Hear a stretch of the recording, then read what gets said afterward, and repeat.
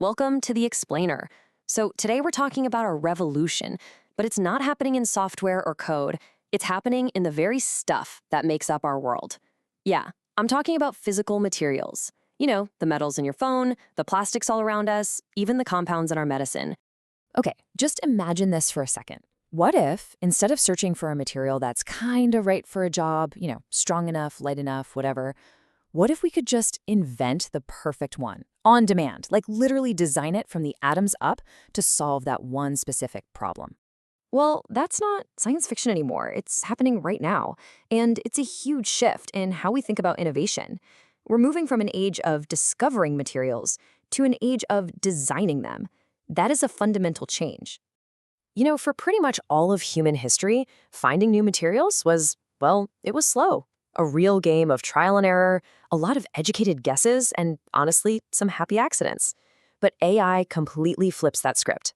Instead of asking, hey, what can this thing I found do? We get to ask, what material do I need to build to do this exact thing? It totally transforms the process from just stumbling upon things to targeted, intentional design. So, how does this actually work? Like, what's the AI really doing behind the curtain? Well, it all comes down to this really powerful team up of two core AI concepts. Okay, so the first tool in this toolkit is something called inverse design. And here's a great way to think about it. Imagine telling an AI chef you want a dish that's savory, a little spicy, crunchy, and has exactly 30 grams of protein. The AI then works backward and just invents the recipe for you.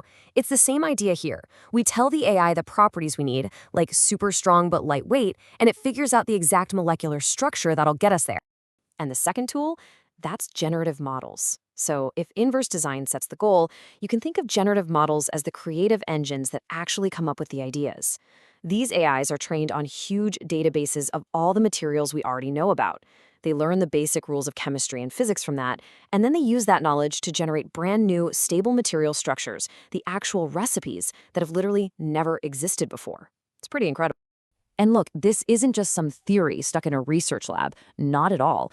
This revolution is already underway and is having a real-world impact right now across pretty much every industry you can think of. Take medicine, for example.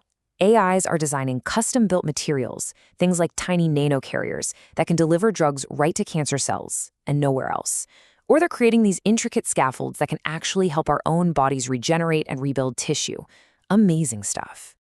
And the speed here, it's just staggering. Let's stick with drug delivery for a second. These AI methods can cut the development time by 60 to 70%. Just think about that. That means getting life-saving treatments from an idea in a lab to an actual patient in a fraction of the time it used to take. We're seeing that same incredible speed up in energy, too. I mean, to tackle climate change, we desperately need better solar panels, more efficient lighting, right? Well, AI is right there helping design these advanced materials, like perovskites, by fine-tuning their atomic structure to capture and use light way more effectively than anything we've got today. And this kind of leads us to the next big frontier, which sounds like something out of a movie: programmable matter. We're moving beyond just static objects. AI is making 4D printing a reality. And the fourth dimension here? It's time. We're talking about creating materials that can change their shape or even their function all on their own, just by being exposed to things like heat or light or a little bit of electricity. And the list of applications is just exploding at every single scale you can imagine. We're talking about AI helping to engineer complex DNA structures at the nano level, all the way up to designing advanced composites for lighter, stronger airplanes, and even creating smarter materials for the very buildings and bridges that make up our world. Okay, so let's pull back for a second and look at the big picture.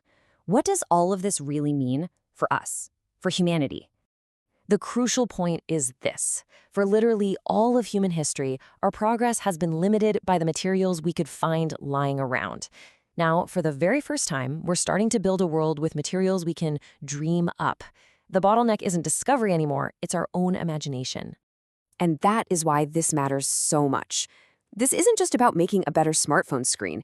It's about giving ourselves a brand new, incredibly powerful toolkit to go after our biggest challenges head on. It's about being able to design the exact physical tool for the job, whether that tool is a tiny molecule that fights a disease or a new crystal structure that can give us clean, abundant energy. Which leaves us with one final and really important question. For the first time ever, we're becoming the architects of matter itself. We have this incredible new power to design and build our physical world from the atoms up. So, what kind of future are we going to choose to build with it?